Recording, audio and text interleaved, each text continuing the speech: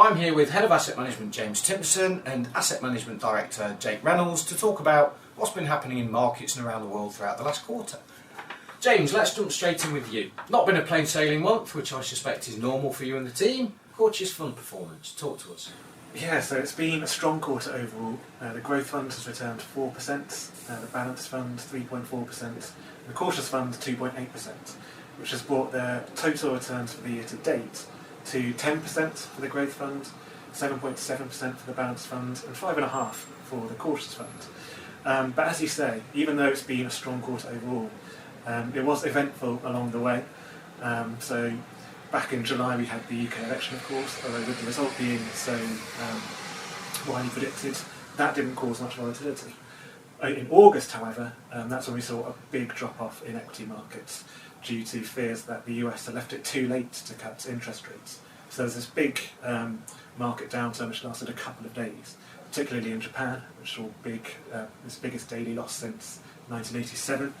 Then the markets recovered from that really quickly, and we have started to see rate cuts from the Fed and the Bank of England as well. So overall it has actually been a pretty positive quarter. Thanks, James. And Jake, over in the US, one of the big moves this quarter was the Federal Reserve cutting rates. Why did they do this, and what impact has it had on markets? So it was in response to a rise in unemployment. It's still very low by historical standards. However, there had been a rise, and that really spooked markets, saying that the economy is slowing down, and therefore the Fed needed to act, and they did act, and they acted very aggressively. So by the end of the quarter, they cut rates by 50 bips. This caused interest rates to fall, and for the first time in a year, rates in the US were lower than the UK. That means that people that had their money invested in the US for those rates then will leave, so the dollar devalued and the pound gained. So the pound against the dollar this quarter was up nearly 6%, so that's a massive move.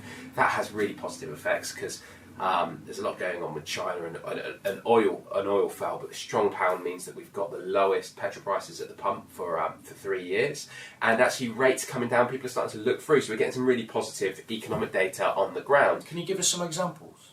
Mortgage approvals are the highest they've been for 2 years, rates are the lowest for mortgages they've been in 2 years, house prices are growing at the fastest rate for 2 years, so there's some real positive economic data despite the slight rise in unemployment.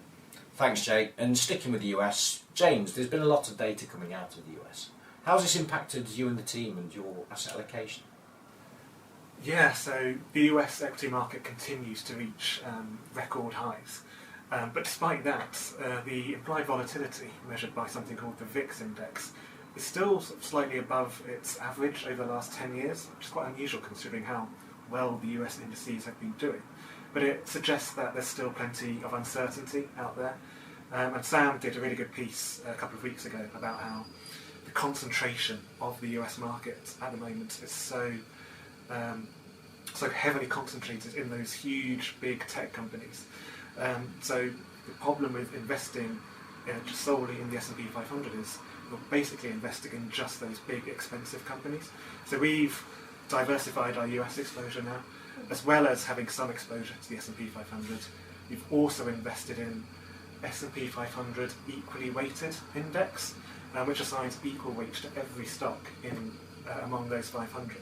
And this is on top of the exposure we have to the Russell Value Index, which has a specific value focus, and a small cap ETF as well. So our US exposure is currently the most diversified it's ever been. And your report mentions big moves in China and oil prices. Jake, what impact has this had?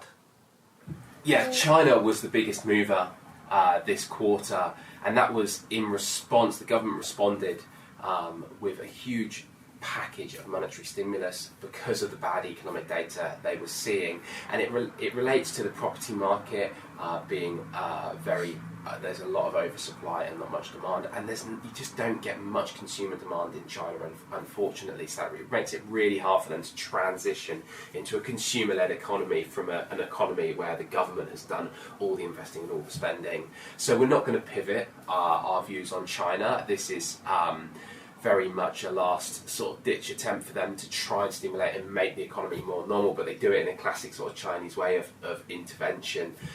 We were actually with an advisor last week, and her father lives outside Shenzhen, and said that even on the bank holiday, in response to this stimulus, everyone was just trying to, all the retail investors were trying to get money into the Chinese stock market, which really says it's sort of like is an overstimulated bubble rather than a fundamental transition of the economy to a more developed economy. So it will not change our views on China, but it obviously did lead to a big uptick in the emerging markets. We have added to our emerging market exposure.